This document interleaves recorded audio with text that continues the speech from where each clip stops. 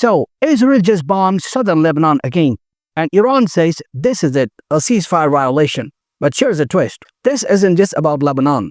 It's about a deal, a truce that was supposed to end two wars at once. The Israel-Hezbollah conflict in the north and the bloodbath in Gaza.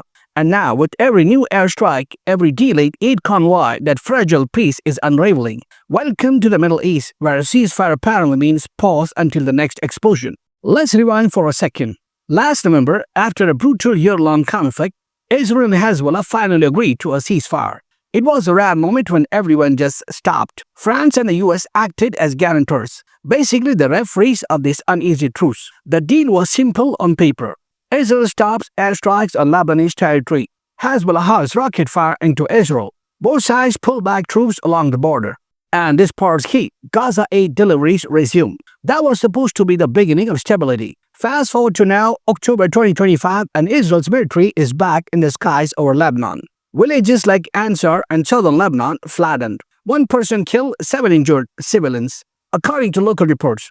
And Iran, absolutely livid. Iran's foreign ministry spokesman, Ismail Baghei, called the strikes a clear violation of Lebanon's sovereignty and territorial integrity. In other words, you don't get to sign a peace deal, bomb your neighbor, and call it self-defense. Baghei didn't stop there. He accused the US and France, the guarantors of appeasement. Translation: you're letting Israel do whatever it wants. Now, Israel claims it's targeting Hezbollah and allied groups. But when your missiles hit a cement factory, it's hard to call that a military victory. Lebanon's president, Joseph Aoun, said it bluntly: these are civilian targets. And he's not wrong. Ansar, the site of the latest bombing, is in some secret Hezbollah base. It's a working-class village trying to rebuild after last year's chaos. So, what's actually going on? Since the ceasefire, Lebanon's been under international pressure to disarm Hezbollah.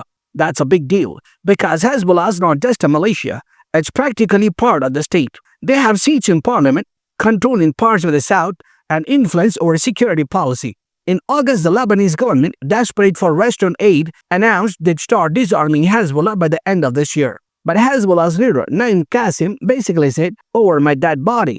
He called it foreign blackmail and said Lebanon's defense is non-negotiable. Let's not forget, Hezbollah is still licking its wounds. The group lost thousands of fighters in last year's war. Not to mention its longtime ally Bashar al-Assad in Syria was overthrown. Yeah, that's right, the Syrian civil war ended with Assad gone. For Hezbollah, that's like losing a quarterback mid-game. And just when Lebanon started stabilizing, Israeli drones started buzzing over the border again. Meanwhile, Iran's had its own problems.